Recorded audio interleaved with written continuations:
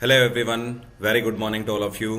तो चलिए दिन की शुरुआत करते हैं 7 जून 2022 के इंपॉर्टेंट करंट अफेयर के साथ। पीडीएफ और टेलीग्राम दोनों का लिंक मैंने वीडियो के डिस्क्रिप्शन में दिया हुआ है, तो आप दोनों को वहां से अवेल कर लीजिए। पहला क्वेश्चन है आज का, ये कौन सी राज्य सरकार है जिसके द्वारा अभी हाल ही में ACB 14400 एप्लीकेशन लॉन्च किया गया है। यहाँ पर ACB का मतलब है एंटी करप्शन ब्यूरो।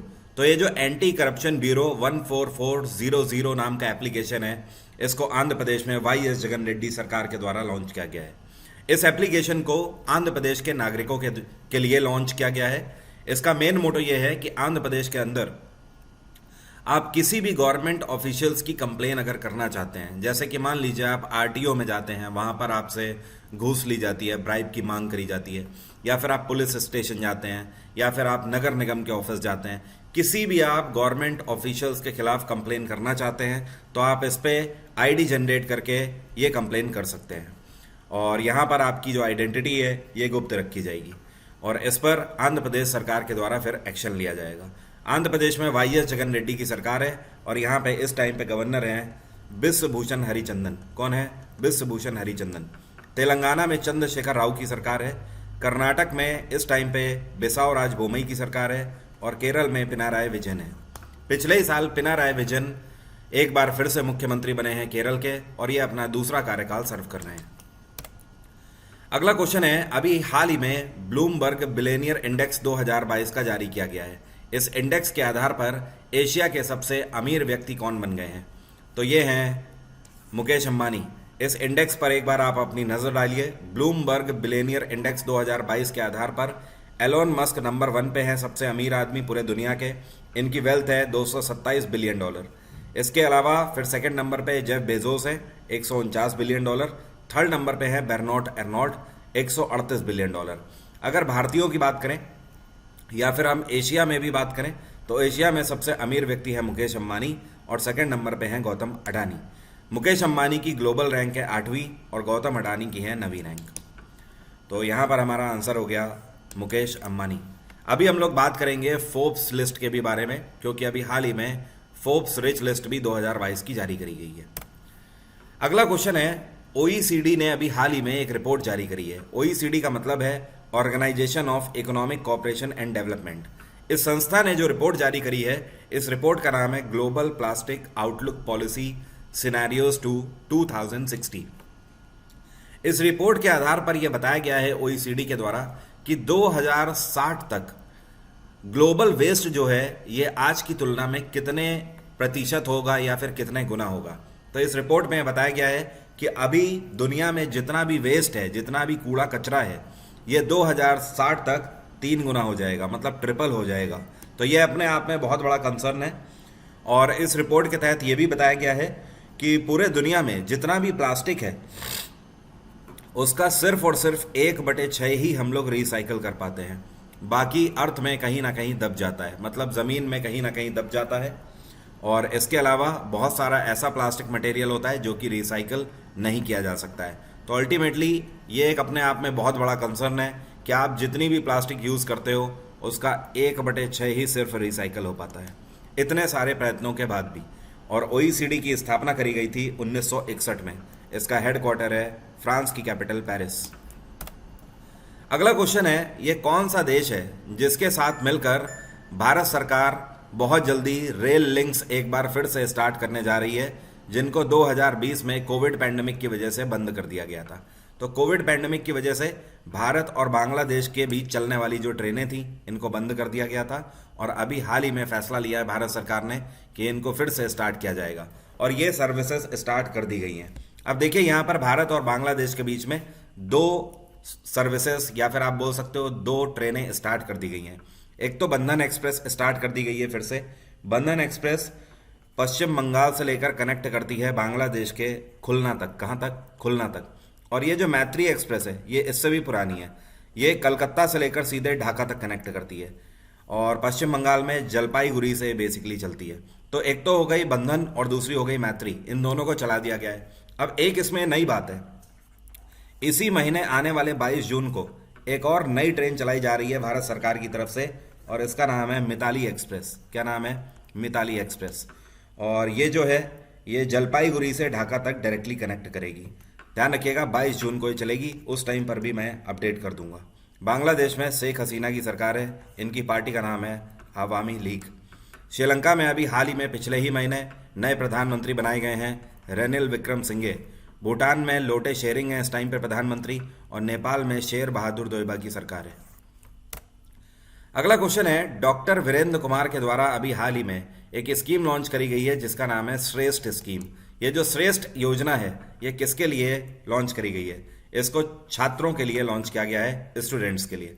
ये जो स्कीम है ये बेसिकली शेड्यूल कास्ट जो स्टूडेंट्स हैं भारत में उनके लिए लॉन्च किया गया है, और ऐसे शेड्यूल कास्ट स्टूडेंट्स जिनके पेरेंट्स की जो इनकम है ये 2.5 लाख रुपए सालाना से कम है, उन्हीं को इसमें कंसीडर किया जाएगा। अब देखिए ये योजना क्या है, इसके तहत ऑल इंडिया लेवल पर एक एग्जाम कंडक्ट करेगी सरकार, और इस एग्जाम में यही एससी स्टूडेंट्स बैठ पाएंगे जिनके पेरेंट्स की जो जो एनुअल इनकम है ये 2.5 लाख रुपए से कम है।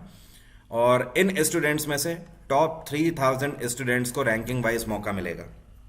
इन 3000 स्टूडेंट्स का क्लास 9 से लेकर 12th तक का खर्चा भारत सरकार उठाएगी। इसके अलावा हायर एजुकेशन के लिए भी इनको स्कॉलरशिप दिए जाएंगे इस योजना के तहत।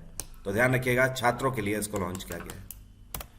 अगला क्वेश्चन है, supreme court has banned mining and permanent structure with in how much kilometre radius of national park and wild life sanctuaries. कहने का मतलब यह है कि हमारे जितने भी नेशनल पार्क और वाइल्ड लाइफ सेंचुरीज हैं उनके आसपास की कितने किलोमीटर की रेडियस के अंदर में आप माइनिंग और परमानेंट स्ट्रक्चर नहीं कर पाओगे। तो सुप्रीम कोर्ट ने फैसला दिया है कि आसपास के 1 किलोमीटर की रेडियस में माइनिंग नहीं हो सकता, खनन नहीं हो सकता।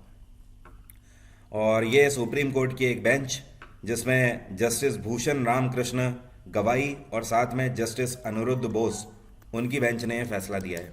आपको पता है हर एक नेशनल पार्क और वाइल्ड लाइफ सेंचुरी के आसपास का जो 1 किलोमीटर का रेडियस का एरिया होता है इसको एक्सटेंडेड बफर जोन के नाम से जाना जाता है। क्या बोलते हैं? Extended buffer zone. यहाँ पर अगर माइनिंग वगैरह होती है तो वाइल्ड लाइफ सेंचुरीज और नेशनल पार्क में यहाँ पर जो भी पशुओं और जीव जंतुओं की प्रजातियां हैं उन पर इसका सीधा असर देखने को मिल सकता है। अगला क्वेश्चन है, कोटक बैंक के द्वारा अभी हाल ही में one stop investment management platform launch किया गया है। इसका नाम क्या है? इस प्लेटफॉर्म का नाम है कोटक चेरी। क्या नाम है? कोटक चेरी। अब ये चेरी नाम का प्लेटफॉर्म क्यों लॉन्च किया गया है? देखिए, कोटक बैंक ने एक ऐसा वन स्टॉप सॉल्यूशन प्लेटफॉर्म बनाया हुआ है जहां पर आप हर तरीके के इन्वेस्टमेंट कर सकते हो। जैसे कि आप इस चेरी प्लेटफॉर्म में म्यूचुअल फंड पे इन्वेस्ट कर सकते हो, गोल्ड पे इन्वेस्ट कर सकते हो, एनपीएस मतलब नेशनल पेंशन स्कीम में कर सकते हो इस यहाँ पर इन्वेस्ट, बॉन्ड्स खरीद सकते हो, आप एफडी करा सकते हो। एवरीथिंग जो कि रिलेटेड है आपका इन्वेस्टमेंट प्लान से, सब कुछ आपको एक ही प्लेटफॉर्म में मिलेगा जिसका नाम रखा गया है कोटक। कोटक महिंद्रा बैंक की स्थापना साल 2003 में करी गई थी। इसका हेडक्वार्टर है मुंबई, और कोटक महिंद्रा बैंक के पिछले ही साल एक बार फिर से चेयरपर्सन अपॉइंट किए गए हैं उदय कोटक। उदय कोटक अगले 3 साल के लिए चेयरपर्सन बनाए गए थे। और ये जो प्लान लॉन्च किया गया है ये कोटक बैंक की सब्सिडरी है जिसका नाम है कोटक इन्वेस्टमेंट एडवाइजर्स। अगला क्वेश्चन है, अभी हाल ही में संगीत कला निधि अवार्ड 2021 किसके द्वारा जीता गया है?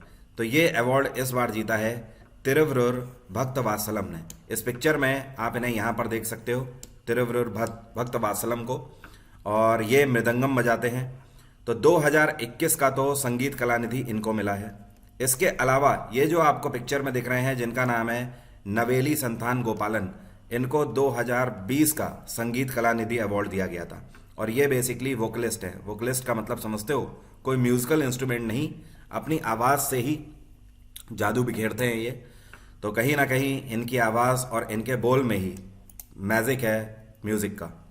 और इसके अलावा अगर बोला जाए 2022 का संगीत कला निधि किसको दिया गया है, तो ये जॉइंटली 2 लोगों को दिया गया है। इस पिक्चर में आपको दोनों लोग दिखाई पड़ रहे हैं। ये जो आपको दिखाई दे रहे हैं इनका नाम है लालगुडी JJR कृष्णन, और ये जो आपको महिला दिखाई दे रही हैं इनका नाम है GJR विजयलक्ष्मी। तो GJR कृष्णन और GJR विजयलक्ष्मी, इन दोनों को जॉइंटली 2022 का संगीत कला निधि अवार्ड दिया गया है। और ये दोनों जो हैं, ध्यान रखिएगा, यहाँ पर अगर बात करी जाए तो ये दोनों वायलिन बजाते हैं, वायलिनिस्ट हैं। अगला क्वेश्चन है, अभी हाल ही में जैसे ब्लूमबर्ग बिलियनियर ने अपनी रिच लिस्ट जारी करी है, वैसे ही फोर्ब्स के द्वारा भी रिच लिस्ट 2022 की जारी करी गई। इसके आधार पर दुनिया के सबसे अमीर व्यक्ति कौन है, फोर्ब्स ने भी एलोन मस्क को ही दुनिया का सबसे अमीर व्यक्ति ठहराया है। लेकिन यहाँ पर वर्थ में थोड़ा सा डिफरेंस है, क्योंकि जाहिर सी बात है दोनों अलग अलग कंपनीज के द्वारा बनाए गए इंडेक्स हैं। फिलहाल एक नज़र इस पर भी डाल लीजिए। नंबर 1 पे एलोन मस्क रहे, नंबर 2 पे बेर्नॉल्ड अर्नोल्ड फ्रांस के हैं, नंबर 3 पे जेफ बेजोस। और इस लिस्ट में आप देख सकते हो 6वें नंबर पे मुकेश अंबानी को रैंकिंग दी गई है और 9वें नंबर पे गौतम अडानी को दी गई है। लेकिन वहां पर आपने देखा था बिलियनियर रिच लिस्ट में ब्लूमबर्ग में मुकेश अंबानी को 8वीं रैंक थी और गौतम अडानी को 9वीं रैंक थी। तो दोनों अलग अलग हैं, रैंकिंग आपको ध्यान रखनी पड़ेगी। इतना याद जब आप रखोगे तभी आपके लिए कारगर होगा। अगला क्वेश्चन है, international day of innocent children victims of aggression कौन से दिन मनाया जाता है? तो ये दिवस मनाया जाता है 4 जून को। और ये दिवस इसलिए मनाया जाता है कि लोगों में कहीं ना कहीं अवेयरनेस फैलाई जाए कि बच्चे एग्रेशन का शिकार नहीं होने चाहिए। बच्चों से कहीं ना कहीं इनोसेंस से आप पेश आइए, पोलाइटली सॉफ्टली आप पेश आइए, उनको एग्रेशन का शिकार मत बनाइए। इससे उनके दिमाग पर गहरा असर पड़ता है और वो बचपन से ही चिड़चिड़े होने लगते हैं और चीज़ों को कहीं ना कहीं ठान लेते हैं अपने मन ही मन में। तो अल्टीमेटली इसका नेगेटिव इफेक्ट देखने को मिलता है, क्योंकि आजकल बच्चों को वैसे ही स्टडी का जो बर्डन है वो बहुत ज़्यादा हो गया है। अगला क्वेश्चन है, with which country India has started joint military exercise जिसका नाम है संप्रीति एक्स? तो संप्रीति जो मिलिट्री एक्सरसाइज है, इसका 10वां संस्करण अभी हाल ही में भारत और बांग्लादेश के बीच में आयोजित किया गया। देखिए, संप्रीति एक्सरसाइज वैसे भी बांग्लादेश और भारत के ही बीच में होती है। ये इसका 10वां संस्करण था। सवाल ये उठता है कि इस बार ये एक्सरसाइज कहाँ पर हुई है? तो ध्यान रखना, इस जगह को बोलते हैं जाशोर मिलिट्री स्टेशन। और जाशोर मिलिट्री स्टेशन कहाँ पर है? ये है बांग्लादेश में। तो इस बार इंडियन आर्मी की एक बटालियन बांग्लादेश में गई है ये एक्सरसाइज संपन्न करने के लिए। और ये बेसिकली एक आर्मी एक्सरसाइज है। ये 5 जून को स्टार्ट हो चुकी है, परसों के दिन। और ये कब तक चलेगी? तो ये 16 जून को इसका समापन होगा। 16 जून तक ये चलेगी। अगला क्वेश्चन है, नाबार्ड के द्वारा अभी हाल ही में भारत का ये कौन सा शहर है जहां पर My Pad My Right program launch किया गया है? तो नाबार्ड ने इसको लेह में लॉन्च किया है। माई पैड माई राइट प्रोग्राम के तहत नाबार्ड ने लेह के अंदर एमएसएमईज को 7.5 लाख रुपए की धनराशि आवंटित करी है। 7.5 लाख रुपए की मदद से यहाँ पर महिलाओं के लिए सैनिटरी पैड बनाए जाएंगे। और ये जो 7.5 लाख रुपए है, इसके अलावा मशीनरी और मटेरियल भी प्रोवाइड किया गया है नाबार्ड के द्वारा। तो सैनिटरी पैड जो मशीन है जो यहाँ पर हैं, वो सैनिटरी पैड बनाने के लिए कारगर होंगी महिलाओं के लिए। बाय द वे, नाबार्ड की स्थापना 1982 में करी गई थी। इसका हेडक्वार्टर है मुंबई और इसके चेयरपर्सन है गोविंद रजलू चिंताला। क्या नाम है? गोविंद रजलू चिंताला। अभी हाल ही में French open tennis grand slam 2022 का पुरुष एकल खिताब किसने जीत लिया है? तो इस बार मेंस सिंगल फ्रेंच ओपन का जीता है राफेल नडाल ने। और राफेल नडाल ने यहाँ पर ध्यान रखिएगा, इसके अलावा 2022 का ऑस्ट्रेलियन ओपन भी अपने नाम किया है। तो अभी तक 2 ग्रैंड स्लैम इस साल के हो चुके हैं। ऑस्ट्रेलियन ओपन और फ्रेंच ओपन दोनों ही स्पेनिश खिलाड़ी राफेल नडाल ने ही जीते हैं। और यहाँ पर एक दूसरा क्वेश्चन भी आपको ध्यान रखना है कि French open tennis grand slam का महिला एकल खिताब किसने जीता? तो इस बार महिला एकल खिताब अपने नाम कर लिया है इगा श्वेतक ने। किसने? इगा श्वेतक। ये जो आपको पिक्चर में दिख रही हैं, ये पोलिश खिलाड़ी है, मतलब पोलैंड की खिलाड़ी है। एक नज़र सारे विनर पर भी डाल लीजिए। मेंस और विमेन सिंगल तो आपको पता लग गया इस बार का किसने जीता है। मेंस डबल में अगर बात करी जाए तो ये मार्शलो एल्वेला ने जीता है और साथ में इनके जीन जूलियन रोजर ने जीता है। विमेंस डबल की अगर बात करें तो कैरोलिन गार्सिका ने जीता है और साथ में क्रिस्टीना म्लाडेनोविक ने जीता है। और इसके बाद मिक्स्ड डबल की अगर बात करें तो एना शिभारा ने और साथ में वेस्ली कूल्ट ने जीता है। तो इस पर नज़र ज़रूर डाल के रखिएगा, इनमें से आपसे कुछ भी पूछा जा सकता है। और फिलहाल अगर बात करें तो ध्यान रखिएगा राफेल नडाल, ऑस्ट्रेलियन ओपन भी और फ्रेंच ओपन भी। अच्छा, फ्रेंच ओपन कहाँ पर खेला जाता है? तो ध्यान रखिएगा, ये पेरिस में है, रोलैंड गारोस में खेला जाता है। कहाँ पर? रोलैंड गारोस में। अगर आपको ग्रैंड स्लैम के बारे में जानने की इच्छा है तो आप यूट्यूब पर सर्च कर सकते हो grand slam by Varun Awasthi. एक एक चीज़, ईच एंड एवरीथिंग मैंने आपको बताई हुई है वहाँ पर कि हर एक ग्रैंड स्लैम कब होता है, उसके पीछे का रीज़न क्या है, ग्रैंड स्लैम कहाँ खेले जाते हैं, कौन से महीने में होते हैं, और कौन से ग्रैंड स्लैम में कोर्ट क्या हो यूज़ करे जाते हैं, सारी चीज़ें मैंने बताई हुई हैं। अगला क्वेश्चन है, ये कौन सा राज्य है जहां पर अभी हाल ही में saint Kabir academy and research centre का उद्घाटन किया गया है? तो संत कबीर, जिनका जिक्र हमेशा हिंदी की किताबों में आपने देखा होगा बचपन से, तो उनके नाम पर एक एकेडमी और रिसर्च सेंटर की स्थापना अभी हाल ही में करी गई है उत्तर प्रदेश में, और उत्तर प्रदेश में मगहर में इसकी स्थापना करी गई है। मगहर में एक्चुअली संत कबीर की समाधि है। संत कबीर बेसिकली भक्ति मूवमेंट के सेंट हुआ करते थे, इसके अलावा पोइट भी हुआ करते थे। इनकी रचनाओं से जो एनसीईआरटी की बुक्स हैं वो भरी पड़ी हैं। आई एम श्योर आपने ज़रूर पढ़ा होगा बचपन में इनकी रचनाओं को। तो इनके नाम पर एक रिसर्च सेंटर अभी हाल ही में मगहर में खोला गया है उत्तर प्रदेश में। प्रेसिडेंट रामनाथ कोविंद ने भी इस सेरेमनी को अटेंड किया था। और आज का दिन आपके लिए इम्पॉर्टेंट है क्योंकि A to Z सीरीज़ मैं आज से स्टार्ट कर रहा हूँ एसएससी का MTS और NTPC एग्ज़ाम को टारगेट करते हुए। इन सभी क्लासेस के लिंक वीडियो के डिस्क्रिप्शन में है, तुरंत जाइए क्योंकि आज दोपहर में 12:30 से ये सीरीज़ स्टार्ट हो रही है और हिस्ट्री की मैराथन मैं आज से स्टार्ट कर रहा हूँ। ये थेरी क्लास होगी, ध्यान रखिए। तो आपके पास अच्छा मौका है, अटेंड ज़रूर करिएगा। फ्री ऑफ कॉस्ट है क्लासेस सभी के लिए। क्लास को खोलने के लिए अनलॉक कोड 11777 है। लर्नर ऐप अनअकैडमी का होना चाहिए। बाकी ये क्लासेस आप सभी फ्री ऑफ कॉस्ट कर सकते हो। अपार्ट फ्रॉम दिस, कल से करंट अफेयर का मेरा नया बैच स्टार्ट हो रहा है, आप इसे भी ज्वाइन कर सकते हो अनअकैडमी प्लस में। पिछले 1 साल के पूरे करंट अफेयर यहाँ पर मैं आपके कवर करा रहा हूँ आने वाले सभी एग्जाम के लिए। साथ में पॉलिटी का बैच तो चल ही रहा है दोपहर में, ये 4 जून से बेसिकली स्टार्ट हुआ था और इसके लिए कोड 17777 ही है।